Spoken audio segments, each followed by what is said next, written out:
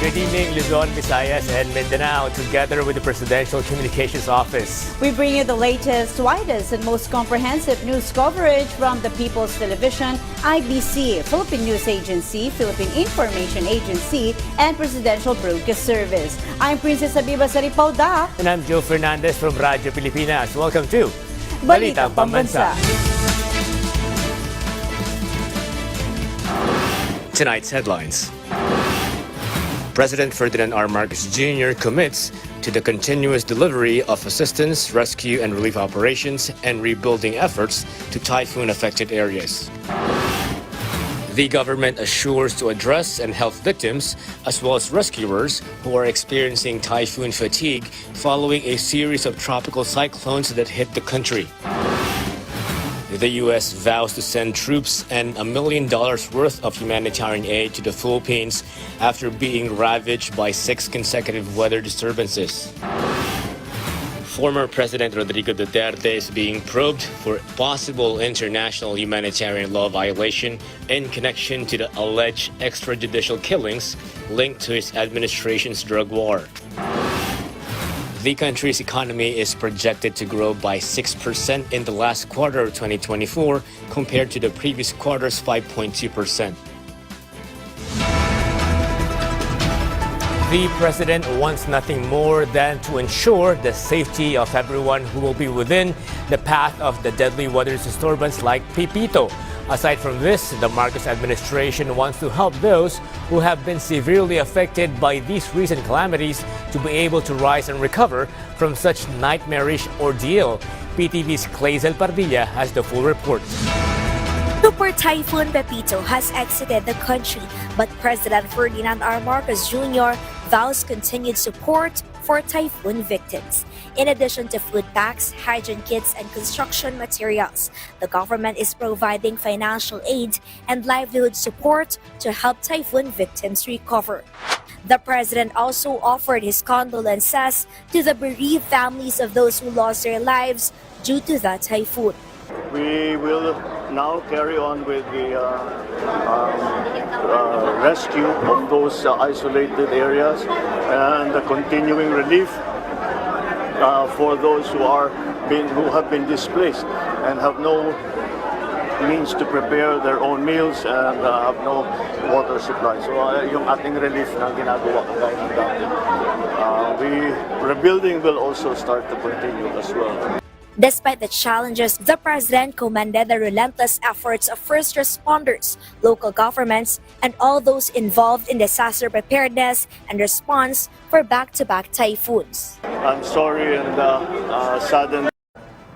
Families of the country. May paghuhugutan o may pagkukunan ng pondo dahil alam naman natin na tuloy-tuloy itong mga delubyo na ating naranasan. According to the Office of Civil Defense, the government is also assisting those experiencing typhoon fatigue through the help of health workers.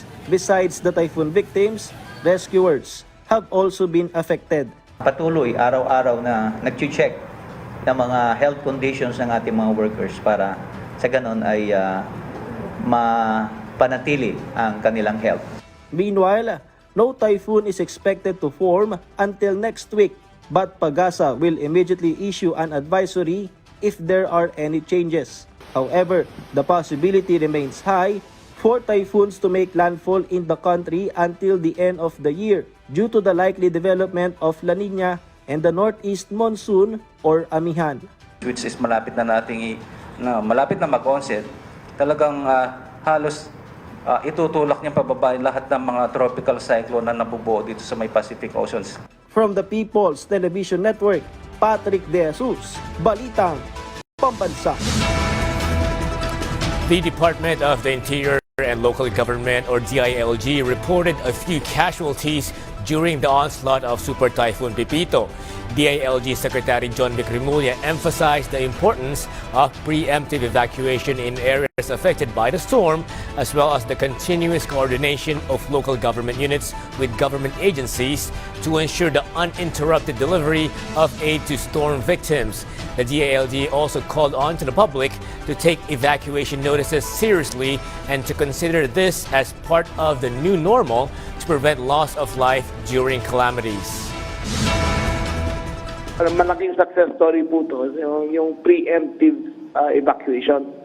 Ang talagang lessons dito ay talagang kung ayaw na talaga lang umalis, ay gapusin na at tanggalin na sa bahay nila, imbis na mamatay. Ayon sa gusto nila, dapat paalisin na talaga eh. Ayun na lang, wala na akong makitang paraan eh. Kahit anong pakiusap po doon sa mga mag-evacuate doon. Yung namatay po ay talagang dala po na ng, wala na akong magagawa ang local government doon. The president has visited the Bicol region twice to spearhead relief distribution, inspect the devastation, provide comfort to the hard-hit victims, among others. Besides the 24 18-wheeler trucks that took off today from the lower house, headed to Bicol and laden with food and relief supplies, a mini Bagong Servicio Fair is all set for its visit to the region, as we hear more from PTV's Mela Lesmoras. From Batasang Pambansa, 24 trucks of relief goods are now heading to Bicol region for distribution to those affected by the streak of recent typhoons that hit the country, including Catanduanes. This is part of the Tabang Bicol Tindog Oragon Relief Caravan launched by the House of Representatives in partnership with the DSWD and Malacanang. According to House Speaker Martin Romualdez, this initiative is in response to the directive of President Ferdinand R. Marcos Jr. to assist the victims of calamities in Bicol and other parts of the country. Over 150,000 beneficiaries are expected to receive the relief packages, and close to 750 million or 750 million pesos worth of financial assistance is up for distribution in the region. Hindi naman po nagpapabaya ang ating administrasyon. Talagang ginagawa ng ating presidente sa tulong ng ating House Speaker ang lahat ng kanilang magagawa, no, para tulungan yung mga nasalanta. Hindi lang yan, hindi lang yung mga goods. I believe inaantay lang ng Speaker ang mga report ng mga district representatives natin, kung anong kailangan nilang suporta, tulong, magpapalabas muli ng pondo si House Speaker. On November 21, the government is all set to launch a mini Bagong Pilipinas Servicio Fair in the Bicol provinces. From PTV, Mela Lesmoras for Pambansang TV. The shear line is affecting the extreme northern Luzon, while severe tropical storm Manny, formerly Pipito, exited the Philippine Area of Responsibility or PAR. Babuyan Islands may experience cloudy skies with scattered rains and isolated thunderstorms. Batanes may encounter cloudy skies with rains caused by northeasterly surface wind flow. As for eastern Visayas, Caraga and Davao region, partly cloudy to cloudy skies with isolated rain showers or thunderstorms may be encountered. Meanwhile, Metro Manila and the rest of the country would experience partly cloudy to cloudy skies with isolated rain showers or thunderstorms due to localized thunderstorms. On the other news, U.S. Secretary of Defense Lloyd Austin III's visit to the country included discussions on enhancing humanitarian cooperation, particularly in disaster relief. During his courtesy call on President Ferdinand Marcos Jr., Secretary Austin announced the U.S. will provide troops and an additional $1 million in humanitarian aid to support the Philippines' disaster response and help typhoon victims. The U.S. expressed its condolences to the families whose loved ones lost their lives during the consecutive weather disturbances. Meanwhile, the chief executive also acknowledged the importance of enhanced defense cooperation or advocacy, which helped the immediate disaster response. Authorized U.S. troops to help Philippine forces provide life-saving aid to the Filipino people. And the U.S. has also secured another $1 million in urgent humanitarian aid, and that will enhance the work of USAID and the World Food Program. The EDCA sites have become the staging area because right after the storm, many areas can only be reached by helicopter. And many roads closed because of landslides, and therefore even the main capital of provinces can only be reached by aircraft, and so we have used to a great extent the EDCA sites. A leadership guided by faith is one that will never stray from the universal teachings of what is needed for the common good. This is something the president is well aware of and has anchored his style of governance on, which he believes will give him wisdom in steering the country towards the right path. Again, PTV's Clazel Bardilla enlightens us further with this report. Leadership without faith is a ship without a compass. It will sail, but it will drift. True leadership, the kind that transforms people's lives for the better, is guided by wisdom and is rooted in faith and in God. President Ferdinand R. Marcos Jr. emphasized the importance of faith-driven leadership, a message he delivered during the 49th Philippine National Prayer Breakfast, a gathering of government officials and representatives from various business and religious sectors. The event focused on seeking divine guidance for the nation's leaders, enabling them to govern with strength, integrity, and a heartfelt dedication to the country. President Marcos Jr. underscored the significance of unity amid challenges, particularly in light of the recent devastation caused by 6 consecutive typhoons. He called on leaders to set aside differences in beliefs and culture to work together for the nation's welfare. Considering the challenges that our fellow Filipinos have been facing since October 21, when severe tropical storm Christine entered our area, and until today, as Typhoon Pepito crosses our archipelago. Our collective faith and prayer to the Almighty is the most powerful tool that we have to weather these storms and the destruction that they bring. Prayers were offered for the President, First Lady Liza Araneta Marcos, and other national leaders with a call for collective prayer extended to the public. When I pray, I only do 2 things in my prayers. I thank God for the blessings that we have already received, and I pray that He continues to bless me with wisdom, with compassion, and with the love of our country that will be forever undying. Beyond the event at Malacanang, simultaneous prayer sessions were conducted in over 100 locations worldwide, reflecting a shared hope for the country's resilience and progress.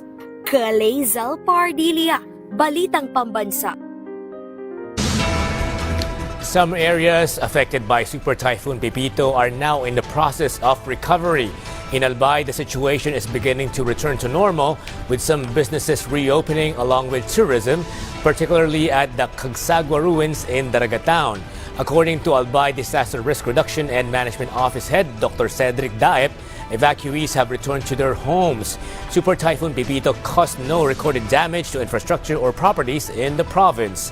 Meanwhile, in Aurora, 0 casualties were reported despite the serious damage caused by the typhoon. However, it is estimated that it will take about 4 days to restore the electricity supply as fallen poles need to be rebuilt.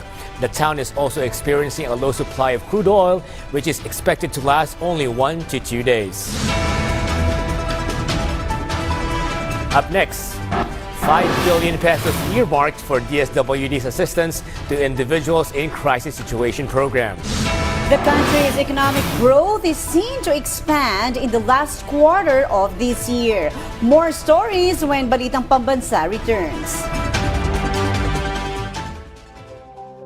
Sa malawak na kanayunan ng Babatun Leyte, kung saan ang bawat piraso ng lupa ay sumasalamin sa buhay ng mga magsasakang araw-araw na bumubungkal dito, narito ang kwento ng isang natatanging Agrarian Reform Beneficiary. Ito ang kwento ni Kapitan Teotimo Casas, isang tunay na bayani ng agraryo sa barangay Bagong Silang. Teotimo Casas, edad niya 63. Pagkaya na ako nanilbihan ka kapitan hining nga barangay. Hapon din na pagtrabaho 45 anyos ako nga nagtatrabaho ito nga area. 35 anyos lang ako nga nagulat nga maaktual na akong title. Kasi kada na akong na-experience na ako pag-umali dahil ito nga area. Dako na bago na akong kinabuhi kay siyahan, pagbulikan na akong panginanglan na akong talaga ng mga anak, pagkaon. Ito ang sobra ito, akong babaligya pa ipapundo pa para pagpa-eskwela era. Sa ilalim ng administrasyon ni Pangulong Ferdinand R. Marcos Jr. at sa pamamahala ni Agrarian Reform Secretary Conrado Estrella III, ang pamamahagi ng mga titulo ng lupa ay tumaas ng 2,560%. Pagkaya na ako nagpasalamat na atong presidente ng Bongbong Marcos na dapat niya pagtanawhan mga paraom na matagan tuna sa wadang.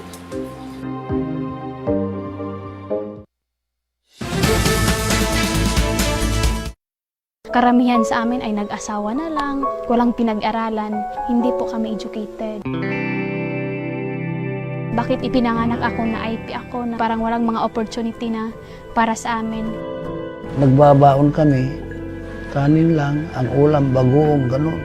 Talagang wala nang kaya ang magulang ko. Hango sa kwento ng mga totoong tao.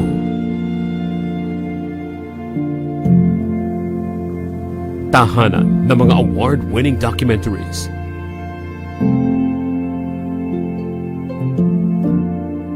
Public Eye sa PTV.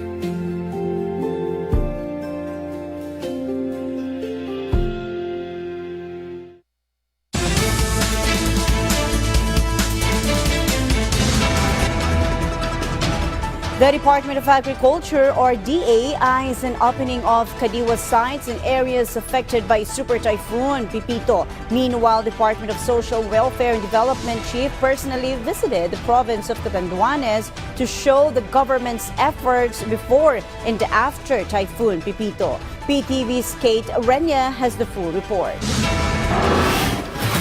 The Department of Agriculture, or DA, is setting up Kadiwa markets in areas hit by Super Typhoon Pepito to make agricultural goods more affordable. The hardest hit areas include Ilocos, Cagayan Valley, and Bicol. According to a report gathered by the Philippine News Agency, to help, the DA is providing over 500 million pesos in agricultural aid, has set up a 667 million pesos insurance fund for farmers, and additional support of zero-interest loans and distribution of calamity rice. Energy Secretary Rafael Lotilia called for improved typhoon-resistant power lines following the spate of recent storms and typhoons. He emphasized reinforcing weak spots in the energy network to reduce future outage. Restoration teams are working in affected regions, with power being restored in areas like Ifugao and Isabela. The Philippine Air Force deployed personnel and assets to assist in relief efforts after Super Typhoon Pepito hit Luzon and parts of the Visayas. Based on a Philippine News Agency report, teams were sent to Eastern Samar and Northern Samar, while evacuation operations took place in Lucena City. The Philippine Air Force is using transport planes, utility helicopters, and search and rescue choppers to support recovery efforts. DSWD Secretary Rex Gatchalian visited Catanduanes to show government support before and after Typhoon Pepito, as ordered by President Ferdinand R. Marcos Jr. Before the storm, 10,000 food packs were handed out, with 20,000 more being distributed today and another 20,000 by Saturday. Cash assistance will also be provided to those with damaged homes. The DSWD is coordinating with the DOLE for additional help through the Tupad program. From PTV Manila, Kate Renya, Balitang, Pambansa. The Department of Social and Welfare Development, or DSWD, will receive an additional 5 billion pesos for its assistance to individuals in crisis situations, or AX program, to support communities affected by recent typhoons and disasters, the Philippine News Agency reported. The Department of Budget and Management approved the release of the special allotment release order and the corresponding notice of cash allocation for the AX program on November 15. The AX program is a vital part of DSWD's services, offering medical, burial, transportation, education, food assistance, and financial aid for urgent needs of individuals and families facing crisis. Additional funds come from the 2024 General Appropriation Act and programmed appropriations, allowing for social aid and infrastructure if there are surplus revenues. The Philippines, represented by the Department of Finance, is spearheading efforts to increase climate finance for vulnerable countries at the 29th UN Climate Change Conference in Baku, Azerbaijan. Based on the information gathered by the Philippine News Agency, the DOF is advocating for an initial annual climate finance goal of $1.3 trillion from developed nations to support adaptation, mitigation, and loss and damage efforts that address the urgent needs of developing countries. Chief of Staff and Undersecretary Maria Lualhati Dorotan Chuseco leads the DOF delegation in negotiations for the post-2025 new collective quantified goal to address developing countries' climate needs. The nation is advocating for simpler, more transparent, and fair financing processes to improve access, focusing on direct access to financial mechanisms, support for country-led strategies, and increased capacity building efforts. Meanwhile, the Department of Justice, or DOJ, has zeroed in on a part of Philippine laws that former President Rodrigo Duterte might have violated based on his own admissions and pronouncements regarding the drug war. Meanwhile, a high-ranking government official refused to comment on the ex-president's allegation regarding a former senator being sponsored by the current administration to attack him. PTV's Joshua Garcia has more. Justice Secretary Jesus Crispin Boying Remulla has confirmed the Department of Justice Task Force's investigation of former President Rodrigo Duterte. According to Secretary Remulla, the task force is looking into possible violations of international humanitarian law by the former president. This is related to alleged extrajudicial killings linked to the Duterte administration's war on illegal drugs. Former President Rodrigo Duterte appeared in a hearing before the Quad Committee in the House of Representatives last week. Meron po ba tayong specific na tinitignan? Meron tayong parte ba yun ng investigasyon? IHL law, International Humanitarian Law, ang ating pinupuntirya ngayon because it is the law that the ICC is studying as well as the law that we have here. And it's the law of the ICC actually, it's what they're using right now. International Humanitarian Law. So, it's the Public Act 1951. So, that's what we're looking at right now.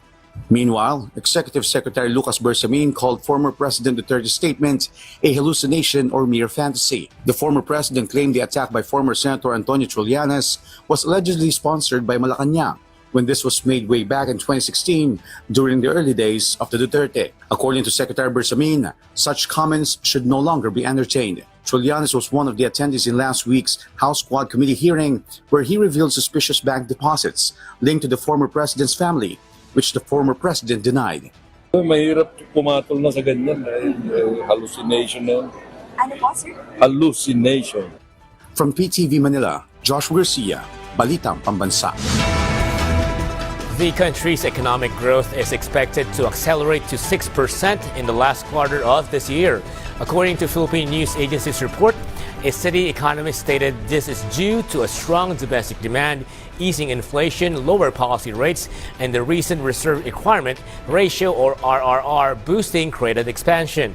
The economist noted the recent enactment of the corporate recovery and tax incentives for enterprises to maximize opportunities for reinvigorating the economy or create more is expected to support the continuation of private sector investments and foreign direct investments growth. The launching of the first caravan na kasaysayan bike tour aims to trace the path of Katipunan in San Juan City and highlights historical landmarks during the Philippine Revolution. Philippine Information Agency NCR Jana Pineda has more. The National Historical Commission of the Philippines launched the first Caravan ng Kasaysayan History San Juan bike tour, which brought together a group of bikers and history lovers to trace the path of Filipino revolutionary heroes during the 1896 Philippine Revolution.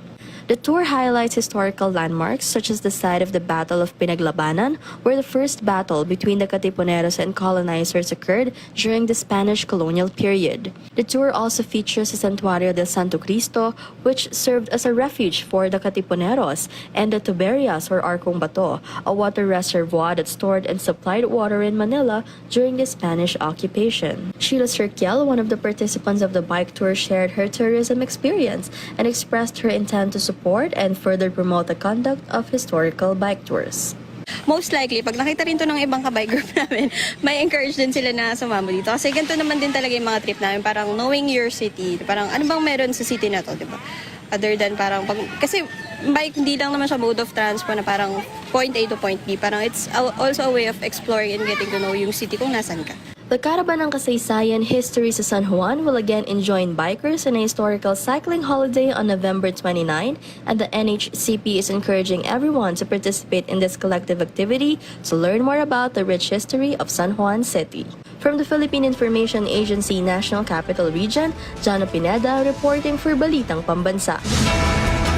Fun, colorful activities and Filipino games highlight the Children's Month kickoff ceremony in Cagayan de Oro City. Philippine Information Agency Region 10, Jam Rucat has more.